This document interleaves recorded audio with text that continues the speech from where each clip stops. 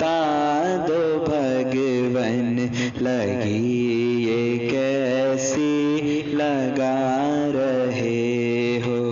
मुझी में रह कर मुझी से अपनी ये खोज कैसी करा रहे हो। मुझी में रह कर मुझी से अपनी ये खोज कैसी लगा रहे हो। जरा तो इतना बता दो भगवन लगी ये कैसी लगा रहे। हृदय में तुम हो, तुम ही हो प्रियतम, प्रेम भी तुम हो, तुम ही हो प्रेमी। हृदय में तुम हो, तुम ही हो प्रियतम, प्रेम भी तुम हो, तुम ही हो प्रेमी। पुकारता मन तुम्ही को क्यों फिर, पुकारता मन तुम्ही को क्यों फिर। तुम्ही जो मन में समा रहे हो, पुकारता मन तुम्ही को क्यों फिर। तुम्ही जो मन में समा रहे हो। जरा तो इतना बता दो भगवन लगी ये कैसी लगा। प्राण भी तुम हो, तुम ही हो स्पंदन, नयन भी तुम हो, तुम ही हो ज्योति। प्राण भी तुम हो, तुम ही हो स्पंदन, नयन भी तुम हो, तुम ही हो ज्योति।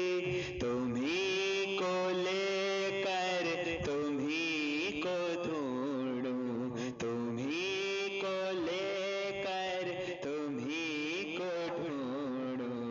नई ये लीला बता रहे हो। जरा तो इतना बता दो भगवन लगी ये कैसी लगा रहे हो। मुझी में रह कर मुझी से अपनी ये खोज कैसी। समझ में आ जाए। आज का सूत्र भी बहुत अच्छा है। कल्पना रहित, बंधन रहित और मुक्त बुद्धि वाले धीर पुरुष कभी कभी भोगों के साथ क्रीड़ा करते हैं और कभी पहाड़ की कंदराओं में प्रवेश करते हैं। ठीक से समझना। कल का सूत्र भी इसी संदर्भ में था। धीर पुरुष की स्वाभाविक उच्छृंखल स्थिति भी शोभायमान होती है। धीर पुरुष जब भी बोला जाएगा इसमें मतलब ज्ञानवान, प्रज्ञावान,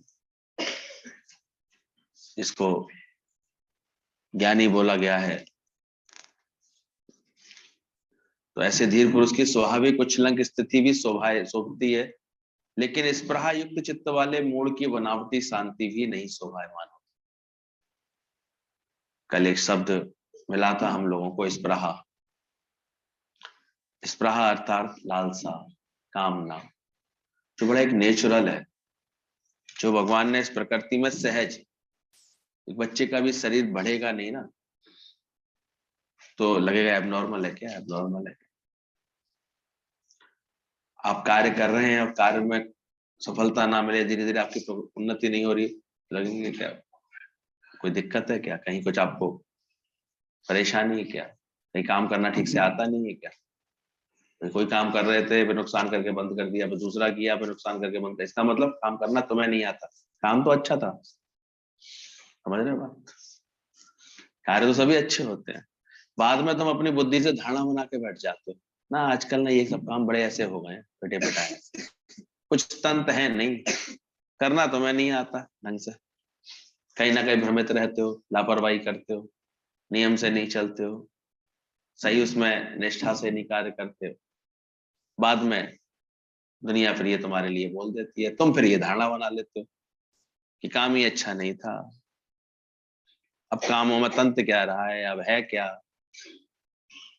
ऐसे करते हो क्योंकि तुमने समय पर सही सुधार नहीं किया हुआ कार्य, सही तरह से तुम चले नहीं होगे उस कार्य में, जो बदलाव की आवश्यकता आई होगी इस कार्य में वो तुमने नहीं अपनाया होगा, नहीं अपने को बदला हो, पुराने रवैयों पर चले हो तो दिक्कत होती है। तो समझना ऐसी बात को, ज्ञानी हमेशा सचेत रहता है, सावधान रहता है, उसकी स्पृहा नहीं है उसके अंदर, उसने इसको जीता हुआ है। और वो केवल संभव होता है जब अपनी अंतरात्मा में उस पूर्णता को पाता है। जब कोई चीज अपनी पूर्णता पे आ जाती है उसके बाद उसमें वृद्धि की कोई कामना नहीं होती। तो ज्ञानवान अपने आत्म पद को पाकर कितना पूर्ण हुआ है, स्वस्थ हुआ है, स्वयं स्थित हुआ है। इसलिए उसके लिए बोला कि धीर पुरुष स्वाभाविक उछलन की स्थिति में भी इसको शोभायमान होती है, लेकिन स्पृहा युक्त है, किसी भी तरह की कोई कामना, चाहना, वासना, भावना, लालसा, सारे शब्दों के एक अर्थ है, लेकिन स्पृहा इसमें मुख्य रूप से बोल दिया। आज स्पृहा होने से वो जो है स्पृहा युक्त चित्त वाले मूड की बनावटी शांति भी। तुलना कुछ इस प्रकार की गई है कि भले अंदर में कामना है, वासना है और बाहर ज्ञान, ध्यान, स्नान, तो भी कुछ प्राप्त नहीं होता है। बाहर ज्ञान, ध्यान, स्नान, अंदर व्यापी लोक स्वान। इसलिए जिसको भी यहाँ पर आकर के अगर अपनी साधना करनी तो अंदर की करने की कोशिश करें, बाहर से कचू सुजतना है, अंदर जरूर अपने को पकड़े कि जो भी कर्म हो रहा है वो मोह की वजह से हो रहा है कि प्रेम की वजह से हो रहा है। कोई भी बात सामने आ रही है उस पर तुम्हारी वृत्ति कैसी है, कर्ता भाव आ रहा है कि अहंकार आ रहा है, क्या आ क्या रहा है तुम्हारे अंदर, कैसे तुम्हारे अंदर की भावना रहती है, तो ये जरूर देखना चाहिए। आज भी इस सूत्र में आगे है, कल्पना रहित, बंधन रहित, मुक्त बुद्धि वाले धीर पुरुष कभी बड़े बड़े भोगों के साथ क्रीड़ा करते हैं, जिन्होंने अपनी कल्पना को जीत लिया है, कल्पना रहित है, बंधन रहित है। अब दो बात है, एक तो बंधन मान के बैठा है जगत में कि मेरे को करना है, मेरा धर्म है, मेरा फर्ज है, मेरी ड्यूटी है, और एक परमात्मा के प्रेम में बैठा है केवल। जड़ भरत बैठा हुआ था, भले कैसी भी सेवा सामने आ गई कोई दिक्कत नहीं होती, उसने कर भी दिया, लेकिन विवेक जागृत रहा। पालकी का बोझ उसे कहां पर दिखाई दिया, सही मैं थोड़ी आई उसके अंदर कि मैंने पालकी उठाई हुई है। देखो पालकी, राजा की पालकी उठानी पड़ रही है, मेरे क्या दिन आ गए हैं, मेरी क्या बात आ गई। उसकी सहज वृत्ति क्या थी, पालकी का बोझ कंधे का बोझ कमर पर, कमर का बोझ पैरों पर, पैरों का बोझ धरती पर, मेरे पर किसका। तो ऐसे अपने को जिसने रहित कर लिया, उसको बंधन नहीं है, ना कोई कर्म का बंधन, ना कोई जन्म का बंधन, ना कोई रिश्तों का बंधन। वो अच्छी तरह जानता है सारी सृष्टि ऑटोमेटिक चल रही है अपने आप, इसलिए उसके ऊपर कोई प्रेशर नहीं होता कभी, बंधन रहित है। और ऐसा होने पर मुक्त बुद्धि वाले धीर पुरुष के कभी बड़े बड़े भोगों के साथ क्रीड़ा करता है, कभी पहाड़ की कंदराओं में। अब उसके लिए फिर अब कोई ये नहीं है कि वो क्या हो रहा है उसके जीवन में, भले वो राजा जनक की तरह बैठा दिखाई दे सकता है, भले घोर तपी की तरह भी कंदराओं में बैठा दिखाई दे सकता है, सुखदेव मुनि की भी कोई ब्रह्मज्ञानी बोला गया है, राजा जनक कोई ब्रह्मज्ञानी बोला गया है। और ब्रह्मज्ञानी बने ये तभी जब अंदर से ये स्पृहा रहित हो, अंदर से वासना रहित हो गए, कल्पना रहित हो गए, बंधन रहित हो गए। फिर उसके बाद जहां भी भगवान रखता है वो बड़े आनंद में होते हैं, खुश होते हैं। तो समझने की बात है, जिस ज्ञानी की स्पृहा शांत हो गई है, कोई वासना नहीं है, जो कल्पना रहित है, बंधन रहित है, जिसे सृष्टि में से एकत्व हो गया है, सृष्टि में एकत्व का बोध हो गया है, वह मुक्त चित्त वाला धीर पुरुष बड़े बड़े भोगों के साथ क्रीड़ा करता हुआ भी उससे अलिप्त और अछूता रहता है। देखने में आता था, इतने लोगों का हर समय जमाव बड़ा लगा रहता था, प्रेमियों के लोग आते रहते थे, प्रेमी मंडल 200 400 600, एक बड़ा यज्ञ चलता रहता था। और उस यज्ञ में सब ऐसे बैठते रहते थे, लेकिन कार्य क्या होता था गुरु जी के आसपास? ज्ञानी रहता ज्ञान में, वो इतने इस ज्ञान में लगे रहते थे। अब इतना बड़ा कारोबार, हम सदा व्रत, एक जैसे व्रत चलता रहता था, यज्ञ सा चलता रहता था, उनको लिपायमान करता था, वो उनको परेशानी नहीं करता था, कभी उलझाता ही नहीं था उनको कभी। इसलिए बड़े प्रेम से उन्होंने बोला, अंगीठी क्या कभी कोयलों से थकती है? सुहाई तो होने आए हो, कोयले काहे के लिए आए? खत्म, उसे क्या दिक्कत है? तो ऐसे ज्ञानवान ज्ञान की अग्नि जला के बैठा है, प्रेम की अग्नि जला के बैठा है, आते जाओ स्वाहा होते जाओ, आते जाओ स्वाहा होते जाओ। कोई उसके पास गिनती नहीं होती थी। कभी कोई गलती से पूछ लेता गुरुजी कितने लोग आएंगे, तो वो कहते थे इसके यहाँ मत चलो, बेवकूफ है, गिनता है। तो हम गिनती क्या बताएं? तेरा भाव होगा, संकल्प होगा, वो होगा। हम कोई लाने वाले नहीं है, ले जाने वाले नहीं। आप पे आप होता प्यारे, जो भी होगा ना। तो ये है बंधन रहित। मुझे ये कार्य ऐसे ही करना, ऐसा भी कोई बंधन नहीं था उनके ऊपर, ध्यान रखना। जैसे ब्रह्मज्ञानी को आप कभी किसी इसमें नहीं बांध सकते कि इनको ऐसे ही ऐसे करना चाहिए। वो ना करे, वो कभी करे। कभी कितने भी वो जो है बड़े बड़े भोगों में कीड़ा करता हुआ दिखाई दे, बड़े बड़े कार्य संकल्प से उसके सिद्ध होते दिखाई देंगे, कार्य होते दिखाई देंगे। अब कैसे हो रहे हैं, कहां से हो रहे हैं, तुम सोचते रहो। उसका संकल्प होता है, कार्य होते हैं। एक संत था, उसके कार्य होते थे, बड़े बड़े वो बनवाता रहता था लोगों के लिए निष्काम भाव से, मजदूरों को सेवा कर देता रहता था। अब लोग ऐसे माया भी बुद्धि वाले होते, कहाँ से पैसा आता हुआ इनके पास, कहाँ से आता है ऐसा, आता कहाँ से इनके पास? वो यही सोचते रहते थे, कहाँ से आता है। चाह कोई होती नहीं है, मांग कभी किसी से होती नहीं है ज्ञानवान की, चाहिए कभी किसी से है नहीं। हम लोगों को कभी देखा ही नहीं कभी कि कोई दान पात्र रखे देखा हो गुरु के पास, या कोई ऐसी भावना देखी हो, कोई नियम देखा हो, कोई बात देखी हो। अपने आप भावना से कार्य होते रहते। फिर भी कहाँ से होते थे? तो किसी ने शिकायत लगा दी कि भाई पता करिए कहाँ से होता है, कैसे होता है। दरोगा आया इंक्वायरी के लिए, बोला कहाँ से, ये कैसे होता है? बोले मुझे क्या पता कैसे होता है, ना मैं करने वाला ना मैं कराने वाला, हो रहा है बस। के बाद देख लो कैसे होता है, तुम खुद देख लो, इंक्वायरी कर लो, समझ लो कैसे होता है। बोले आखिर कैसे, क्या कैसे होता, क्या है? कुछ नहीं होता। शाम को आते हैं, मैं कहता हूँ वहां से उठा लो, तो वहां मिल जाते होंगे नहीं। पत्थर पलट लो, वहां पैसे रख, वहां से ले लो, मिल जाते हैं। उसे उठा लो, वहां से मिल जाते हैं।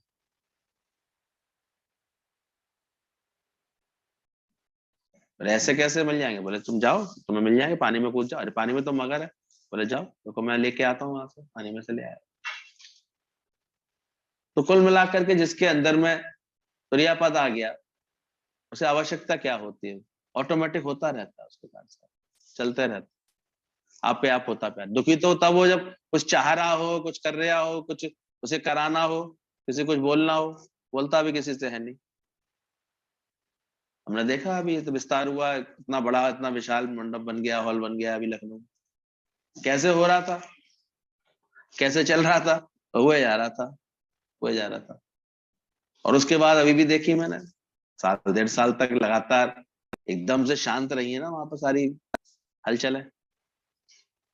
लेकिन हम तो देखते हैं दीदी बिल्कुल निश्चिंत शांत। नहीं तो कोई व्यक्ति बनवाए इच्छा से, ऐसे करे, अरे देखो अब तो ऐसा हो गया है, अब तो कोई आता आ भी नहीं पा रहा है। एक बार नहीं कभी मुख से कभी निकलता उनके, कैसे निकले? कोई इच्छा ही नहीं होती है। क्या मांगो, क्या चाहूं? कि बहुत बड़ा आदर्श हम लोगों के सामने आया कोरोना काल में देखने के लिए। सभी का देखो, दादाजी का देखो, चाहे किसी का भी देखो, कुछ कर रहे हो तो कुछ लग रहा हो ना कि कुछ करते हैं। जो जाने मैं कुछ करता, तब लगे गर्भजोन में फिरता। जो जाने मुझसे कुछ होए, तब उसको सुख ना है कोई। वो जान ही नहीं रहा कि मुझसे कुछ हो रहा है, मैं कुछ कर रहा हूं। तब उसके लिए बोला गया कि बड़े बड़े भोगों के साथ क्रीड़ा होती है। क्रीड़ा मतलब खेल में क्या होता है ना, खेल में अलिप्त रहता है, वो अछूता रहता है, खेल की भांति नाटकवत तटस्थ साक्षी भाव से उसके सारे कार्य हो रहे हो। ये एक स्थिति है, तुम अपनी स्थिति को पाओ, बनाओ ऐसे तुमको लगे। क्यों लगता है तुमको कि मैं इतना करता हूँ, घर में इतना मरता हूँ, ये कर रहा हूँ, वो कर रहा हूँ? क्यों लगता है? आपे आप होता, कराता है भगवान, करता के हाथ हजार। अच्छे से ये बात समझा के बैठा, समझ के बैठा हुआ, राग द्वेष सारा खत्म, इसलिए उसका सबसे मेल मिलाप है, सबके साथ उसकी मित्रता है सहज में। अज्ञानी तो अपने घर के प्राणियों से भी नहीं एक मत कर पाता सालों साल तक, कि भाई एक मत कर लो, एक बात समझ लो, कार्य को विस्तार कर लो, दोनों सब सुख पा लो उसमें। पर नहीं, ये ज्यादा है कि ये कम है, यानी ये माया ही तो है, और क्या। बनते बहुत है संस्कारी अपने आप को, हम बहुत जो है ऐसे है, लेकिन होता नहीं है कुछ भी अंदर में। हम देखते हैं अंदर में लोभ ही होता है अंदर में। जब गुरु की कृपा होती है तब ये चित्त हमारा इस प्रारहित बनता है। अब वो चाहे पहाड़ों की कंदराओं में भी जाकर के बैठ जाए, दोनों में अनाग्रह पूर्वक, कोई आग्रह नहीं, सालों साल वो बिना की संकल्प। गुरु जी भी कहा करते थे, गौरव एक संकल्प नहीं आता हमें, तो कमरे से बाहर तक निकलने का संकल्प नहीं आता, कहीं नहीं आता। अब लीला कैसे हो रही है? बस हो रही है। किसी की घट की प्रेरणा, किसी की घट का भाव, किसी का भाव कैसे करा रहा है, कैसे लेके चल रहा है। दिखाएंगे कुछ समय बाद खेल कैसे होते हैं, सहज होते हैं।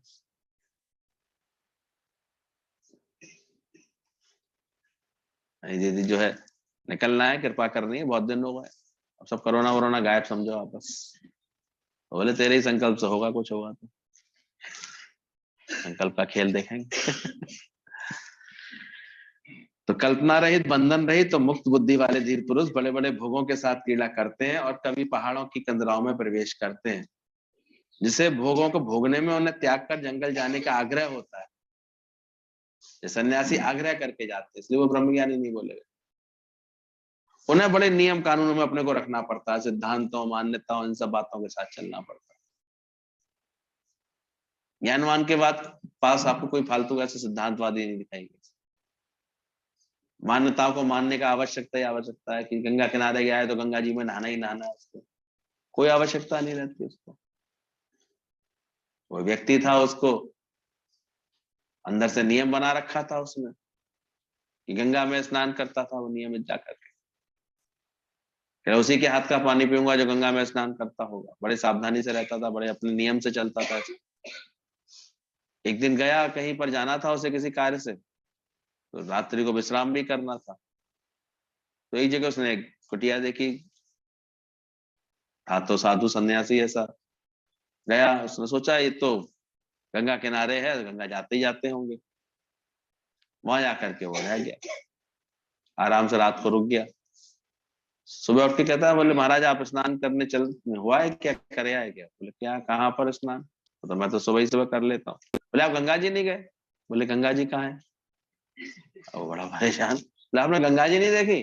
बोले यहाँ से सुनते हैं 10-12 किलोमीटर पर, ये 10-12 थोड़ी सी दूर है, अब गए नहीं कभी? बोला मैं नहीं कभी गया। अब तो उसे बड़ा अंदर से झुंझलाहट आ रही, गुस्सा आ रही, ये मैं कहाँ सो गया आज आकर के, ये मैं कहाँ रुक गया, मैं तो ये सोच रहा था ये साधु बाबा है तो जाते जाते होंगे। भाई कोई संसारी व्यवहारी हो तो चलो उससे पूछना पड़ता है गंगा नहाते हो कि नहाते हो, ये तो बड़े आराम से अपने भगवान का नाम ले रहे हैं, भजन कर रहे हैं। और गंगा जी नहीं गए आप? बोले मैं तो कभी नहीं गया। अब तो बड़ा परेशान। लेकिन थोड़ी देर बाद ही उसने देखा कि 3 देवियां आई, महिलाएं, वो आई थी तो बहुत काली कलुटी थी, गंदगी थी इनके ऊपर, लेकिन वहीं उनके आश्रम में सेवा की उन्होंने, वहीं एक कुंड था उसमें नहाई, और नहा करके जब निकली तो बहुत उज्जवल होकर के, चमकदार होकर के जाने लगी। कहा देवी आप कौन है और यहाँ पर कैसे आई, या आपने कैसे यहाँ आना हुआ आपका, और कैसे आपका ये परिवर्तन हुआ? बोले हम तो गंगा जमुना सरस्वती हैं, तीनों बहनें हैं। बोले ये आपका परिवर्तन? बोले दुनिया वाले हमारे में पाप छोड़ जाते हैं, हमारे में गंदगी छोड़ जाते हैं, पर हमको पवित्र होना होता है तो हम कहाँ आते हैं? बोले हम ब्रह्मज्ञानी संत के आश्रम में आते हैं, इनके पास आते हैं। तो ब्रह्मज्ञानी के पास जो होता है, ऐसे नदियां भी पवित्र होती हैं, ऐसी बात बोली गई है। वहां आकर के सबका मन ऐसे साफ हो जाता है। गुरु का मतलब ही यही है, जो हमारे अंदर की इस स्पृहा को शांत कर दे, वासना को शांत करते। इसलिए हमेशा लगे कि हम गुरु के पास आने वाले भी नहीं है। गुरु के प्रेम से और गुरु की कृपा से सब हो जाता है। ये एक अच्छे समर्पित भगत के मन की स्थिति होती है। हमेशा उसे लगता है हम तो आने वाले भी नहीं, तेरा प्यार खींच के लाया, मेरे सांवरिया तेरे द्वारे, हम कहाँ आने वाले। जब तक मैं रहती है तो लगता है मैं आया, मैंने किया। तो गुरु के प्रेम से और गुरु की कृपा से सब होता है। एक ये समझने वाला होता है, एक को लगता है मैं कर रहा हूं, मैं जाता हूं गुरु के पास, तो अपने जतन से पाने का जो प्रयत्न करता है वो प्रीता ही रह जाता है, पा ही नहीं पाता। और एक गुरु की कृपा के अधीन हो जाता है, तो बोला जब गुरु की आज्ञा में चलता है, गुरु को रिझा के रखता है, तो गुरु फिर सहज हमसे छिप करके हमारे अंदर ज्ञान श्रद्धा प्रेम की प्रतीति करा देता है। इसीलिए बोल दिया गया सब साधन का मूल क्या है? दुर्लभ सद्गुरु प्रेम।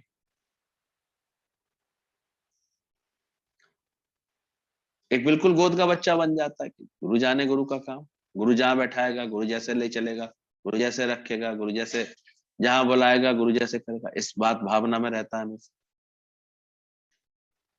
तो उसकी भावना ऐसी होती है, गुरु से रीझता है, तो भाव ही इतने अच्छे होंगे, कभी कोई एटीट्यूड नहीं होगा उसके अंदर, कभी कोई बाहर का दिखावा नहीं होगा, कभी कोई बात नहीं होगी।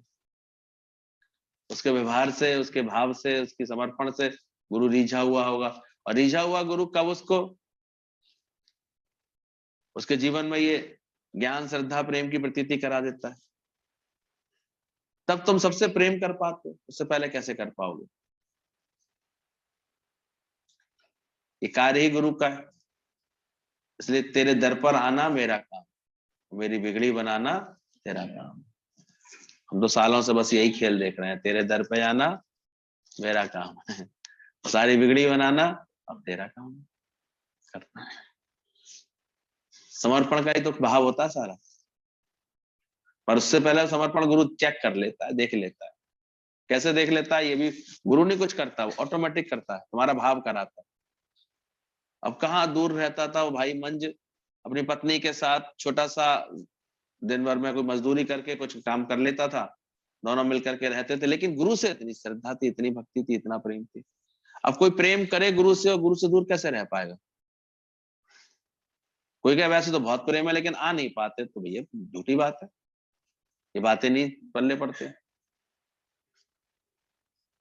प्रेम होए गुरु से और गुरु के निकट भी नहीं आ पाए, ऐसा कैसे हो सकता है? प्रेम ही नहीं है, सीधी सी बात।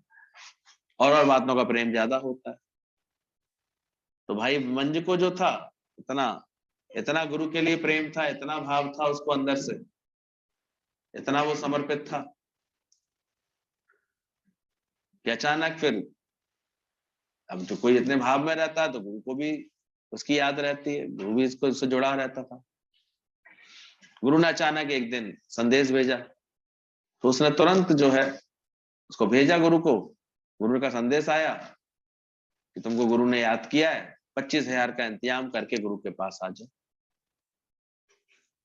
अब सच्चे गुरु के मुख से निकला है तो निकला है, बस वो ये थोड़ी देखता है इसके पास है कि नहीं, कैसे लाएगा, ये कहां से लाएगा, कैसे करेगा। तब तक ये सोच रहा है तो समझ लो गुरु का भी, अब गुरु करा लेता है जिसको विश्वास होता है। अब लेटर आया उसके पास, उसने बड़े प्रेम से खुश होकर के, देखो अरे गुरु का लेटर आया है, देखो गुरु ने हमें आज्ञा दी है। उसने खुशी से वो आज्ञा पढ़ी, पत्नी भी बड़ी खुश, दोनों ही ऐसे थे, वो भी बहुत ऐसे खुश होकर के, हमको गुरु ने इसी योग्य समझा।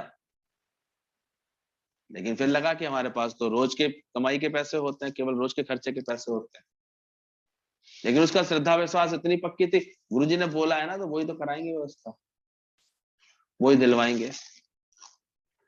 पत्नी इतनी सहयोग करने वाली निकली कि वो कहती है कि कोई बात नहीं, मेरे पास एक बात ध्यान में आ रही है, साहूकार है ना वो, हमेशा मुझ पर नजर रखता है, जिससे सामान लेके आती हूँ खाने पीने का, तो मैं ऐसा करो मुझे उसके घर पर गिरवी रख दो, मैं भी रुक जाऊंगी, बेटा भी रुक जाएगा, और तुम पैसे लेकर के जल्दी से जल्दी गुरु के पास पहुंचो, गुरु गुरु ने बुलाया तो जल्दी। एक ही भावना होती है, एक संदेश सुन करके टालता रहता है इंसान, एक होता है कि जल्दी से जल्दी पहुंचो, गुरु का कार्य पहले से पहले हो, जल्दी से जल्दी हो। तो उसने कहा ये तो बहुत अच्छी बात है, जो अपनी टूटी फूटी झोंपड़ी थी छोटी सी वो भी बेची उसने, कुछ पैसा उससे मिला उसको, और कुछ पैसा उसने साहूकार से ले लिया और पहुंच गया अपने गुरु के पास। क्या बिक रहा है, क्या खरीदा जा रहा है, क्या हो रहा है, इसमें इसका मन नहीं जाता ना, बस उसे तो एक ही बात ध्यान थी कि मुझे गुरु से जो है के पास जाना है, गुरु ने बुलाया बस मुझे, और जो आज्ञा दी है वो पूरी है। अब कैसे होनी है कैसे होनी है ये भी सोचता, वो हो रही है बस, होती है उसे, होती केवल कि हो गया। कैसे हो गया, वो तो बड़ी खुशी खुशी पैसे लेकर के पहुंच गया गुरु के पास, और गुरु का कोई बड़ा संकल्प कार्य चल रहा था, सेवा कार्य चल रहा था, उसमें सहयोग दिया उसने, और वहीं सेवा में रह गया। उसे तो किसी ने बता भी दिया उसके शहर से, और फिर में आते ऐसे ऐसे गुरु जी ये तो सब अपना बेच करके आ गया है, तो करके आ गया। बोले आ ही गया है तो रहे आराम से, सेवा करे यहाँ पर और रहे, और बड़े आराम से जो सेवा कार्य चल रहा था, कुछ बड़ा मंडप बन रहा था, उसकी सेवा में लग गया, भंडारे की सेवा में लग गया, सबकी सेवा में लग गया। जो सेवा में आता है गुरु के दर पर तो सब तरह की सेवाएं खुल जाती है, मेला लगता रहता है तो मेले में तो सारी सेवाएं होती है। हम देख रहे हैं वहां पर कैसे लखनऊ के ऊपर हमेशा 2 4 6 लोग कितनी सेवा में लगे रहते हैं। एक तारा दीदी है, एक और है दीदी ऐसी बेचारी, मैं तो बड़ा अंदर से उनके लिए लग रहा था, थोड़ी वो कभी कभी लोगों को देखती है डिसिप्लिन नहीं सही कर रहे हैं तो वो थोड़ा चिड़चिड़ाती हैं, ऐसे कहती हैं किसी से कि तुम लोग तो अपने घरों में जैसे रहते हो वही आदतें यहाँ बना रखी हैं, तुम उठे और चल दिए बस। अब इतना बड़ा हॉल, उसकी अकेली वो फिर चटाइयां उठाएं कुर्सियां उठाएं, तो थोड़ा सा तो लगता ही कि भाई तुम आए बैठे, तुम सुख तुमने लिया और छोड़ गए तुम उसके लिए केवल। लेकिन कभी हम देखते हैं कि ऐसे लगना चाहिए कि कम से कम हम लोग जो बाहर से जाए तो उस वक्त उन लोगों को आराम करने के लिए बोले, पीछे तो वो करते ही होंगे। ये एक समझ होती है कि अब हम आ गए, अब हम संभाल लेंगे, या करें संभाल लेंगे, बोलने की जरूरत नहीं पड़े, करके दिखाओ, उस वक्त करते जाओ, जो भी कार्य है वो कर दो, जो सेवा है वो पूरी करो जल्दी से। तो भाई मन जैसा ही था, वो तत्परता से सारी सेवा संभालता था, सब कार्य करता था, लेकिन इतने सब समर्पण के बाद भी गुरु ने उसकी तरफ ढंग से देखा भी नहीं, क्योंकि गुरु तो सच्चा था, और कहीं इसको इस बात का भी अहंकार ना आ जाए कि मैं इतना समर्पित होकर के आया हूं, मैं इतना सब बेच करके आया। बस गुरु के मुख से निकला तो मिल गया उसको। एक दिन बस इतना पूछा, और कैसा चल रहा है तेरा, सब ठीक तो है? हाँ गुरुजी बहुत आनंद। बोले कैसे रह रहे हो? बोले अब मैं यहीं पर सेवा कर लेता हूँ, यहीं पर जो भोजन प्रसादी मिल जाती है वो खा पी के रहता हूँ। बोले भोजन प्रसादी बस, जमा तो तुमने पैसे कराए नहीं है कुछ यहाँ पर, क्योंकि हर गुरु के आश्रम में कुछ एक नियम भी होता है, उस नियम में तो तुम चलते नहीं। तो समझ गया गुरु का इशारा, वो सोच रहा था मैंने एक साथ दे दिया है। बोले ये क्या, वो अलग चीज है, ये रोजाना का ये अलग होता है ऐसा, रोजाना 2 रुपए जमा कराने पड़ते थे अपने खाने पीने और मेंटेनेंस के उस वक्त के। वो समझ गया अपनी गलती तुरंत, दूसरे दिन से वो लकड़ी काटने अलग जाता था, सुबह सुबह लकड़ी काट करके बेच के आता था, कुछ लकड़ी आश्रम के लिए लाता था, वो बेच करके वो 2 रुपए जमा कराता था, फिर प्रसाद लेता था। यहाँ भी बुद्धि थोड़ी भ्रमित थी उसकी, सोचता था चलो यहाँ तो हमने तो दे ही दिया ना, ये मैं समर्पित कर दिया, तो यहाँ पर हमारा हक बन गया, तो हम रहेंगे यहाँ, ऐसी बुद्धि हो जाती है। तो गुरु ने वो बुद्धि भी उसकी ठीक करी। अब वो दिन रात इतनी सेवा भाव और समर्पण में रहता था कहते हैं धीरे धीरे उसका शरीर जो है दुर्बल भी होता जा रहा था। दिन रात भागा दौड़ी हो, ये हम लोग जो मोटे मोटे हो गए हैं तो कारण तो बताने की जरूरत ही नहीं। अब रह के देखो 15 दिन महीने भर गुरु के आश्रम में, सब बुद्धि सतर हो जाएगी, ठीक हो जाएगी एकदम से। जाना नहीं चाहते ना भैया, हम यहीं अच्छे हैं, यहीं अच्छे हैं। जाओ जाके 1 महीने रह कर के आओ। अब आ रहा है मैं जून का महीना है, जून की सेवा मिलेगी प्रयास वालों को, लेनी चाहिए, लपक के लेनी चाहिए। 15 की जगह 20 दिन की क्या महीने भर की लेनी चाहिए। अपने आप संकल्प डालना चाहिए। संकल्प डालोगे तो पहुंचोगे। तुम्हारा संकल्प ही नहीं हम देखते हैं किसी का, कोई सेवा के लिए, कोई इन सब के लिए संकल्प आए।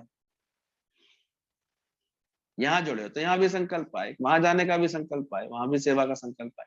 आएगा तो भगवान पहुंचाएगा, ऐसे कोई बात हो। एक घूमने के हिसाब से आता तो घूम करके लौट आता है, एक सेवा भाव से आता तो सेवा करता है, कर सकता है चाहे तो।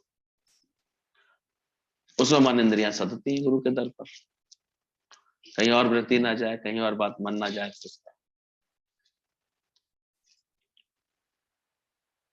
तब उसको जो है इतना करते करते महीनों बीत गए उसको ऐसे। तो एक दिन सुबह ही सुबह जब वो जा रहा था, लकड़ी लेकर के आ रहा था, तो अचानक कमजोरी के कारण वो लड़खड़ाया और कुएं में गिर गया। और कुएं में गिर करके भी उसको इतना अंदर में रहा कि जो आश्रम के लिए प्रसाद बनना है उसके लिए लकड़ी लेके जानी है, वो लकड़ी ना गीली हो जाए, तो लकड़ियां उसने ऊपर कर ही रखी। ये 10 गुरुओं की बात सही बताते हैं, उसमें एक गुरु की कथा है ये। लकड़ी ऊपर रखी, लेकिन वो जब गिरा तो उसका एकदम से गुरु को ध्यान आया, गुरु के अंदर एकदम से आया। गुरु कहते दौड़ो, चलो जल्दी चलो, रस्सी उठा लो जल्दी से। मतलब गुरु को सब उसका पता था कि क्या हुआ है उसके साथ। कोई खबर थोड़ी आती थी कि फोन आ गया, कोई खबर आ गई, पर इतनी तार जुड़ी होती थी दिल की। गुरु दौड़ा उसकी तरफ और जाकर के रस्सी डाली उसके लिए, निकलो भाई। बोला गुरु जी पहले मैं लकड़ियां बांध रहा हूँ, पहले इनको खींच लीजिए। तब भी अपनी परवाह नहीं थी। परवाह किसकी थी? आश्रम की जो सेवा वो अधूरी न रह जाए, संगत को प्रसादी में देर हो जाएगी। ऐसे करके पहले लकड़ी निकाली, फिर उसको निकाला। तब कहते हैं गुरु ने उसको फिर अपने हृदय से लगाया, और उसका नाम बदला भाई मंज का, रामदास नाम पड़ा। फिर उसको बाद में उसी को गुरु की बात सही मिली, पद मिला गुरु का। क्योंकि जो मिटता है गुरु के आगे वही गुरु का रूप भी हो पाता है, वही उसी रूप में ढल पाता है।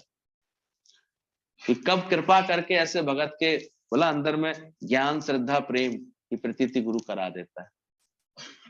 यहाँ बाहर से कोई खेल है ही नहीं कि कोई पढ़ने से तुम रटने से या कुछ ऐसे समझने से कुछ समझदार हो जाओगे, हो ही नहीं सकता। कितने देखे वेद शास्त्र बहुत पढ़ लेना, कितना भी व्याख्यान दे देना, कितना भी कर लेना, अगर गुरु की कृपा नहीं है तो सब बेकार होता है। और गुरु की कृपा है तो सब चीजें बहुत अच्छी रहती है। वो कब तुम्हारे हृदय में ज्ञान डाल देगा, प्रेम डाल देगा, तब तुम सबसे प्रेम कर पाते हो। उसके बाद तुम्हारे चित्त की स्थिति ऐसी बनेगी जब गुरु से इतना प्रेम भक्ति होगी अंदर से, और गुरु कृपा करके तुम्हारे अंदर, तो तुम तो जीवन भर राग द्वेष में ही तो रहे। अब करा क्या? जहां से सुख मिला जिनसे, उनसे राग कर लिया, जिनसे नहीं मिला सुख तो वहां द्वेष कर लिया, स्वार्थ से बात कर ली हमेशा, अपने को ऐसा उच्छलंक बना दिया, कहीं किसी के आगे मुड़ना नहीं, झुकना नहीं, नम्रता नहीं, बात नहीं, तो कभी किसी संबंध अच्छे नहीं। यही हो जाता है। क्या मिलता है जगत से? बेकरारी को। पहले इस गुरु पे चले जाओ, उस गुरु पे चले जाओ, वहां चले जाओ, वहां चले जाओ, जाने करके क्या मिलेगा? पहले जो कार्य बिगड़ा हुआ है पहले वो संभालो ना, चले जाओ, करो संकल्प करो, सृष्टि तो हाल बन जाती है। जो बात संभालनी है अपने जीवन की उसकी तरफ होश ही नहीं, ये लापरवाही तो होती है किसी लोगों को। हम देखते हैं घर में आवश्यकता है, 2-4 पैसे कमाने की आवश्यकता है, 4 लोग आश्चर्य से घर में बैठे हैं, लेकिन नहीं, लापरवाही में घूम रहे हैं, होश ही नहीं है। हम सब समझदारी से कोई कार्य कर लें ताकि 2 पैसे की व्यवस्था कर लें, ताकि चीजें सही चलें। कुछ लोगों की प्रकृति ऐसी होती है, तो हमेशा कष्ट में ही रहते हैं, वो दुख में ही रहते हैं। नहीं आती उनको समझ में। जब गुरु सच्चा गुरु मिलता है तब वो उसके जीवन में ये सब बातें डालता है। इसलिए छोड़ना है देह अध्यास को। तेरे दर पर आना मेरा काम, मेरी बिगड़ी बनाना तेरा काम। बोले 3 चीजें गुरु के मिलने में बाधा देती हैं, इसलिए इनको भी समझ लेना। और कभी कोई बाधा बने ये तीनों चीजें हमारे गुरु के प्रेम में, तो जरूर इनसे सावधान रहना। पहली चीज होती है साहूकारी, बढ़ता हुआ धन, बढ़ती हुई मान प्रतिष्ठा, बढ़ता हुआ वैभव, ना राजीव बाबू, ये हमेशा गुरु के प्रेम में क्या करती हैं? रुकावट डालती हैं। ये सत्संग से आपकी प्रीत को मन हटवाती हैं, गुरु से हटवाती हैं, ज्ञान की लगन से हटवाती हैं, सत्संग के नियम में आने जाने से हटवाती हैं। इसलिए जो इनसे सावधान रहता है, ध्यान रखना है इस बात का। ये 3 चीजें गुरु से मिलने में बाधा देती है। साहूकारी, पैसा बढ़ना नुकसान वो नहीं देता बाधा, लेकिन इसका मद आने लगा अंदर में, अगर बढ़ते हुए धन का मद आ गया तो आप देखो। और निश्चित रूप से साहूकारी बढ़ेगी तो तुम्हारे प्रपंच बढ़ेंगे, कार्य बढ़ेंगे, ये बढ़ेंगे, तो तुम भूल जाओगे। गुरु ने तो कहा था ठीक है भले प्रारब्ध अनुसार कीचड़ बढ़े, पर तुम कमल मत निर्लेप में आ रहे रहना, वो भूल जाओगे, तुम्हें फंस जाओगे। आज ये काम है, आज यहाँ जाना है, आज ये बात है, आज ये बात है, तो गुरु समझ जाता है कि अब इसके गुरु के प्रेम में बाधा आ गई, अब इसको जो है रुकावट आ गई। लेकिन हमने देखा जो सही तरह से गुरु भक्ति निभाते हैं, गुरु से प्रेम निभाते हैं, भले कितनी भी आ जाए।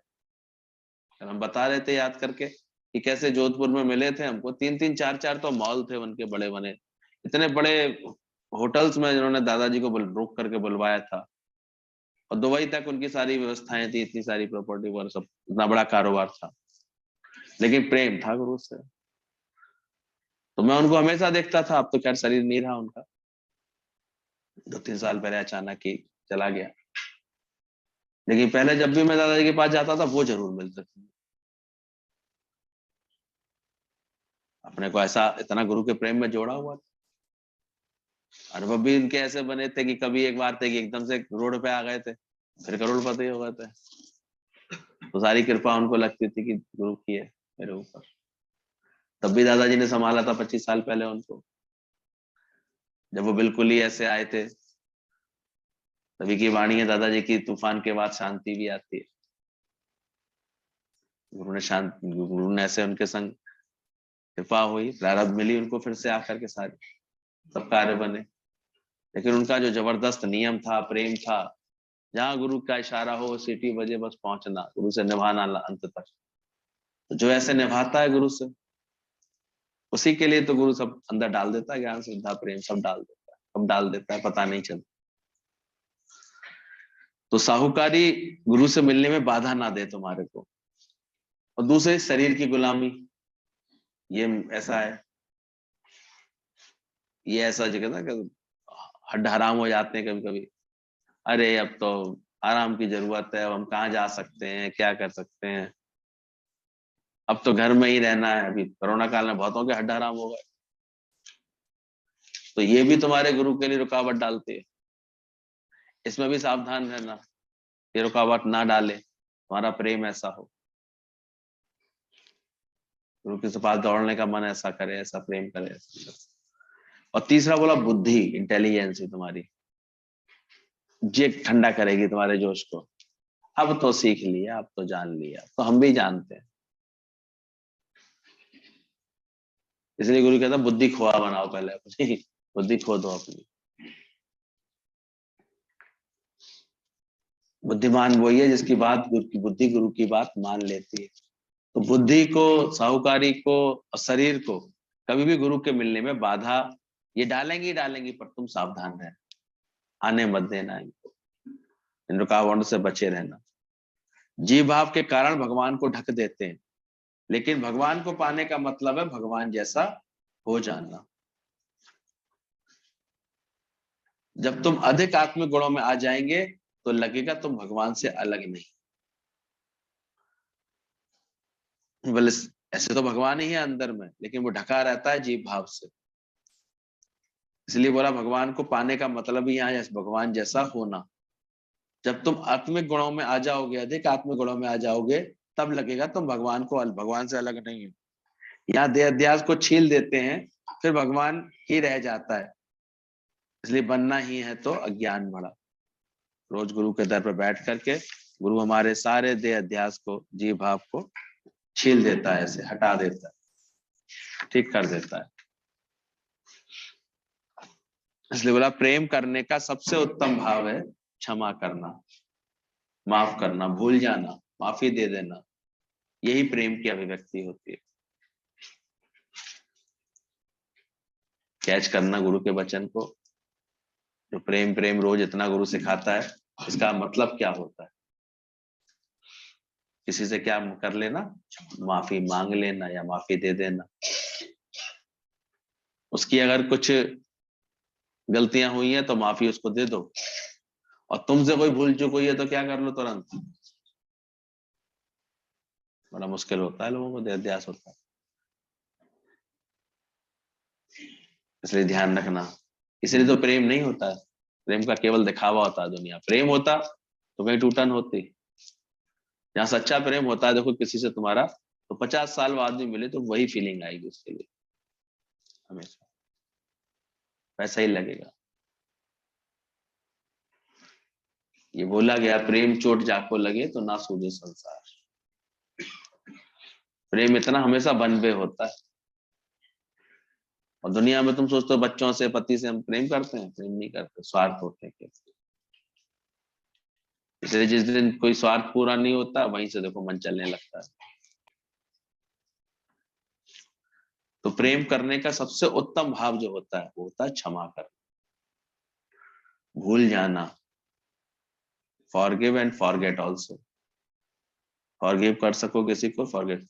जब ये बात समझ में आ जाएगी गुरु की, तब जाकर के प्रेम हमारे जीवन में सजता है, नहीं तो सजता ही नहीं है। 2-2 मिनट में धारणाएं बिगाड़ लेते हो, मन बिगाड़ लेते हो, किसी से खराब हो जाता है। माफी दे देना ही प्रेम की अभिव्यक्ति है। कैसी भी गलतियां हो, कैसी भी बात हो, तुम उसको माफी कर दे सको। महात्मा गांधी को इसलिए तो महात्मा बोला गया। गोली चलाने वाले को भी उन्होंने अंतिम शब्द उनके मुख से क्या निकले? तो माफ कर देना। क्राइस्ट ने बोला पार्डन देम ओ लॉर्ड, पार्डन, माफ कर देना, क्योंकि प्रेम था हृदय में। तो तुम्हारे हृदय में प्रेम होता है तो बड़े आसानी से किसी को भी माफ कर सकते, और नहीं तो नहीं कर सकते। इंसानी होती है,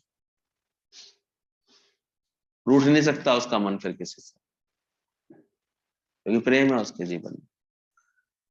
परमात्मा ने तुम्हारे ऊपर इतनी नियामतें की हैं, हमें हमेशा अपने उसके शुक्रानों में रहना चाहिए।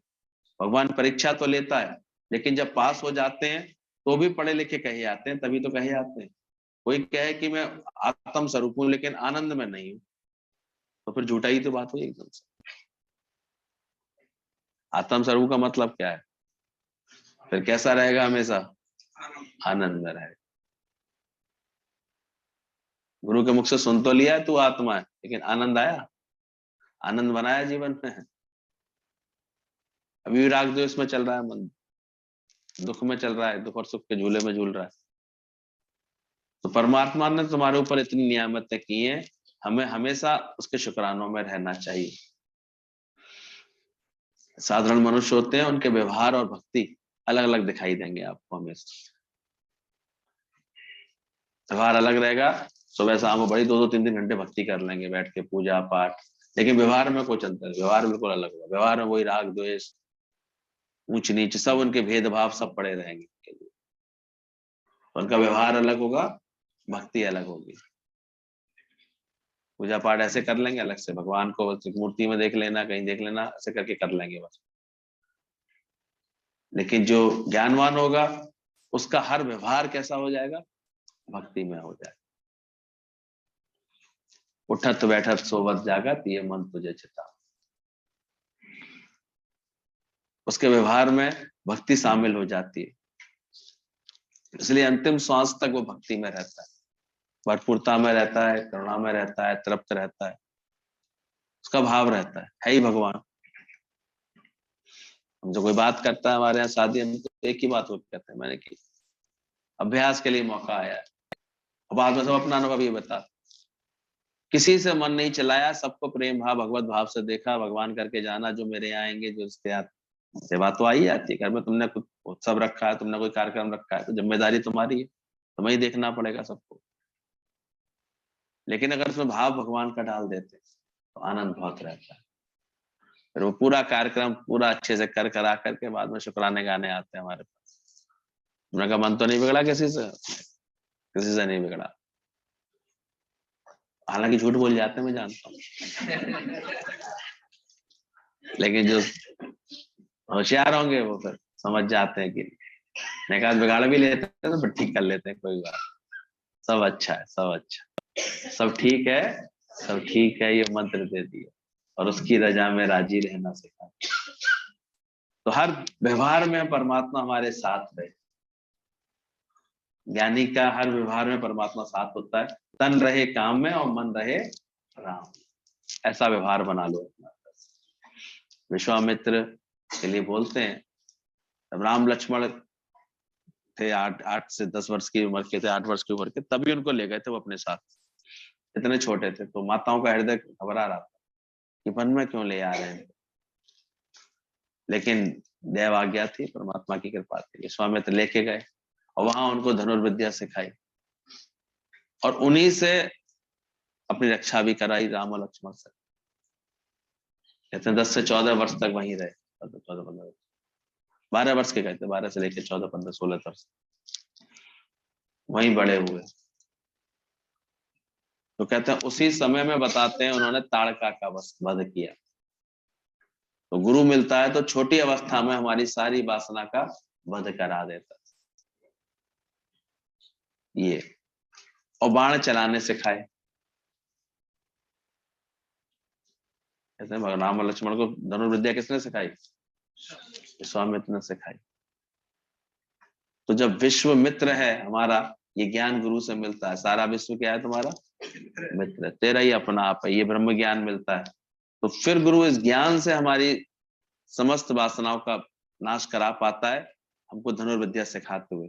धनुष के समान होठ नहीं होते, होठ कैसे होते हैं, वाणी कैसे निकलती है तुम्हारी, वचन कैसे निकलता, वचन संभाल के बोलना, वचन के हाथ ना। तो वाण माने वही वाणी, ये वाणी हमारी गुरु, वाणी में ज्ञान भर देता है, मन में ऐसी समझ भर देता है। इससे उन्होंने अपनी सारी वासना का क्षय किया था, ताड़का का वध किया,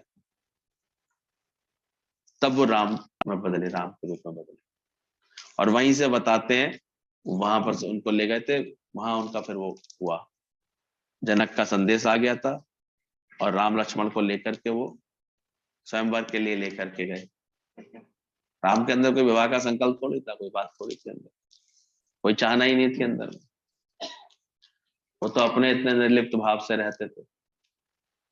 बचपन से 4-5 वर्ष से चले गए थे गुरु वशिष्ठ के पास, और इधर 12-13 साल की उम्र की हुई तो गुरु विश्वामित्र के साथ। तो गुरुओं के साथ ही बीता है सारा समय। आजकल के बच्चे कहाँ समय बिताते?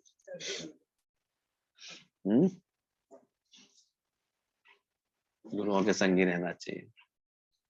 हम हर छुट्टियां कहाँ बिताने का संकल्प होना चाहिए,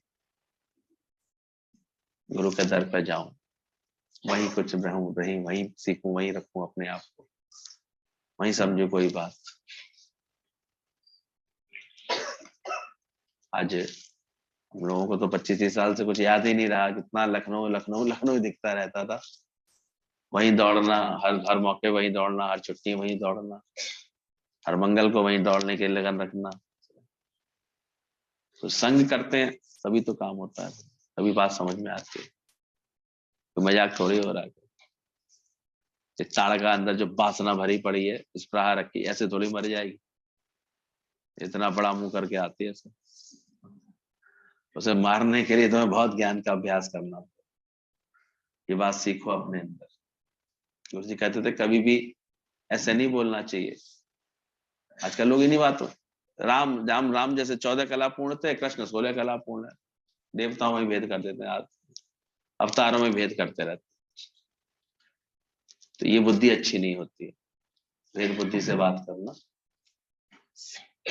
ऐसे ही जो सत्संग भी करते वहां भी भेद करते रहते, वो फलाना ऐसा, वो फलाना ऐसा। अरे तुम्हें क्या लेना देना, वो आत्मा के अभ्यास में, वो आत्मा का ज्ञान बता रहा है, तुम आत्मा का ज्ञान पक्का करो, तुम अपने लिए पक्का करो। दूसरे को क्या देखना बार बार, ऐसे क्या बताना, ठीक करा दो उसको, बेकार हो जाए। समझ रहे हैं बात को?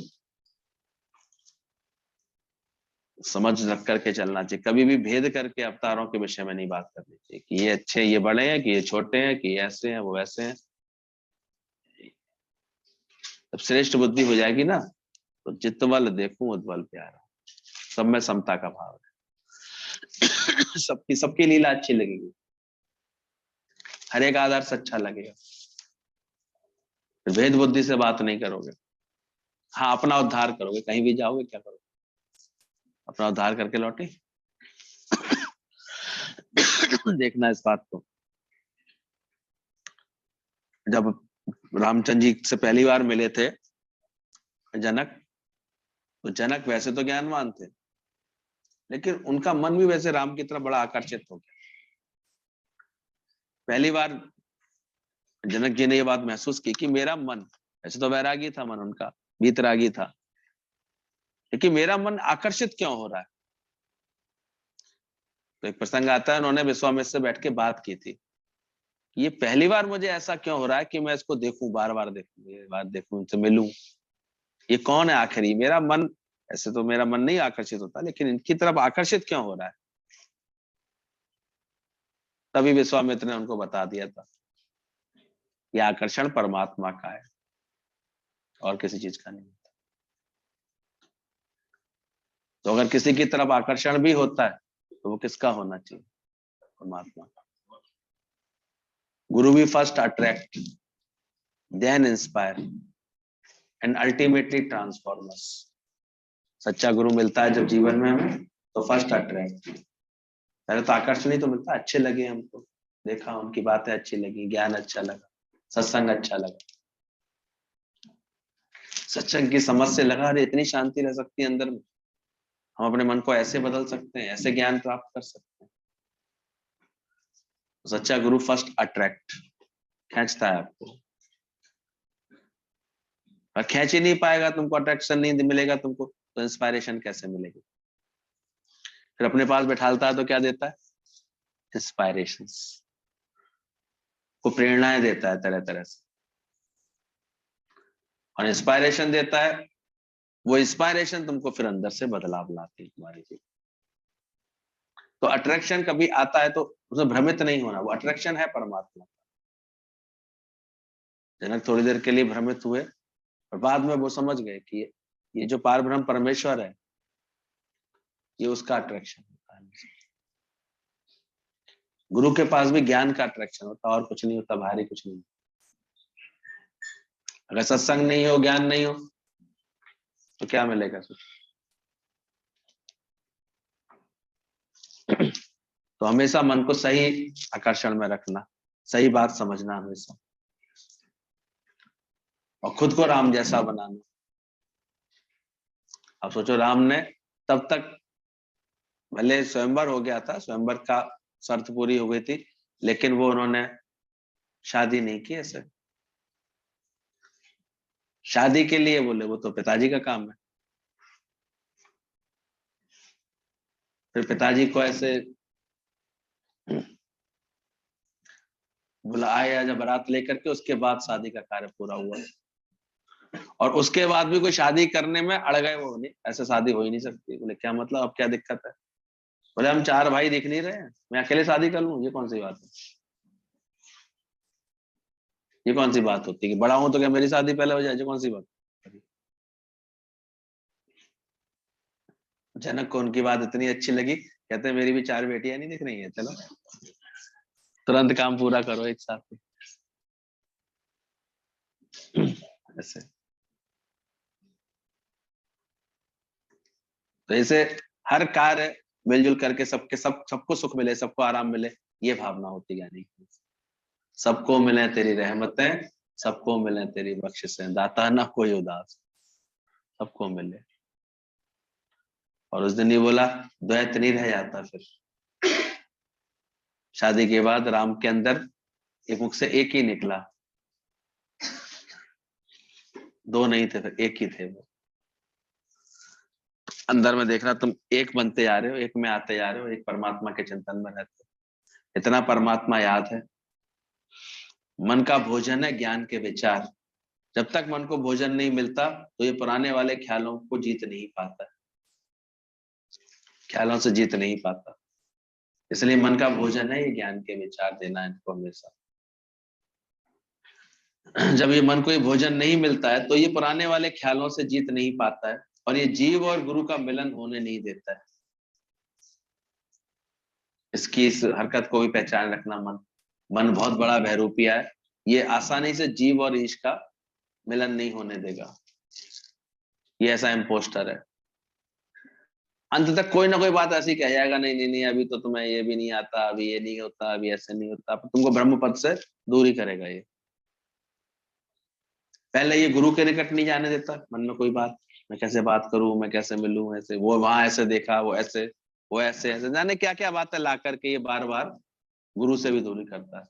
मान लो तुम्हारी गुरु से पट गई या गुरु के निकट आने लगे, तब ये और तरीके से तुम्हारे को भ्रमित करता रहेगा। कुल मिलाकर के मन का बहुत समय तक ये धंधा चलता रहता है, ये तुमको तुम्हारे जीव और ब्रह्म का मेल कराने नहीं देता। इसलिए साधना ही यही है कि इस मन को मार भगाया है, नहीं कंठी है नहीं काया है।